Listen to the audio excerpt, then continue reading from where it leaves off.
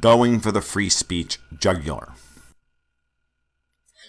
As we approach the end of this election, something has ramped up far more than just the political rhetoric: the assault on free speech itself. In the past 24 hours, we have seen three major events that are direct attacks on free dissemination of information. The first occurred on Sunday with the firebombing of the GOP headquarters in Orange County, North Carolina. Like my hometown of Gainesville, Florida, the city of Hillsborough is overwhelmingly Democrat. And while I find more Gary Johnson signs than Hillary signs while I drive around town, I don't see someone from that tribe engaging in terrorism to influence an election. What's next? Public hangings of Republicans? Separate water fountains? CNN, that bastion of common decency, took to the government-subsidized airspace to blame Donald Trump for this because he incites anger in people. Well, guess what? It wasn't Trump who called his rival Hillary Clinton Hitler, even though her creepy advocacy of draconian gun restriction and curtailments of free speech through intimidation and bribery of those who stand athwart her coronation are far more Hitlerian than anything Trump has ever said. No, it's been Hillary that has tarred every political opponent with the Hitler moniker. And thanks to that, CNN, we have a building adjacent to said firebombed GOP office in a battleground state vandalized with a swastika and the threat Nazi Republicans leave town or else. Of course, these people follow vandals, so it only makes sense that they act like vandals. Hillary engages in classic psychological projecting her own behavior onto her rivals and uses the media to whip up her supporters into bomb-throwing brown shirts, but I'm supposed to believe that Trump wants to gas all illegal immigrants after grabbing them by their genitals. Try saying even a moderated version of that on Facebook these days and see what happens.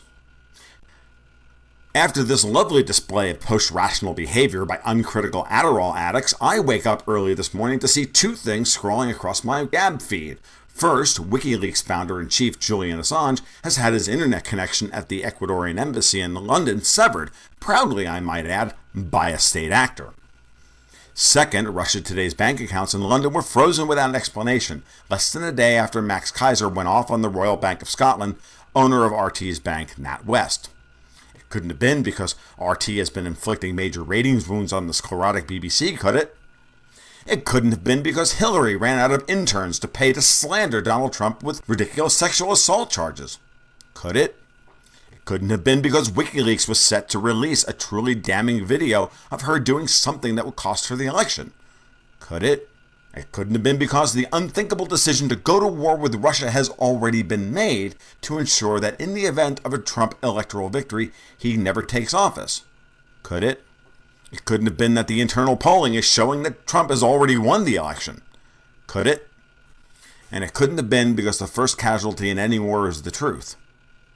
And since the deplorable elites have declared war on us, we'll never get anything close to the truth about how corrupt our system is.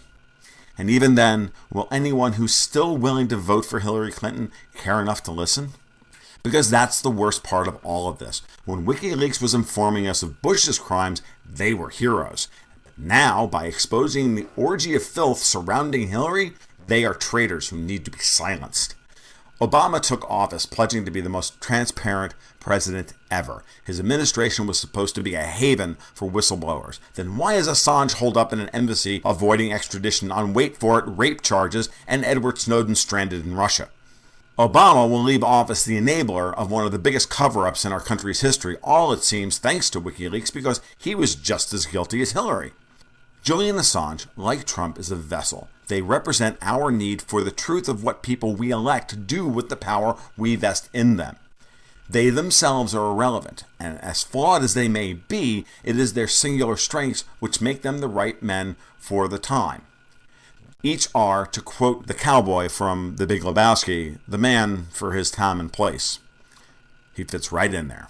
And as this assault on rationality, decency, and the truth continues towards its apotheosis, hopefully more men of character will rise above their own faults to be the dude looking out for all us sinners.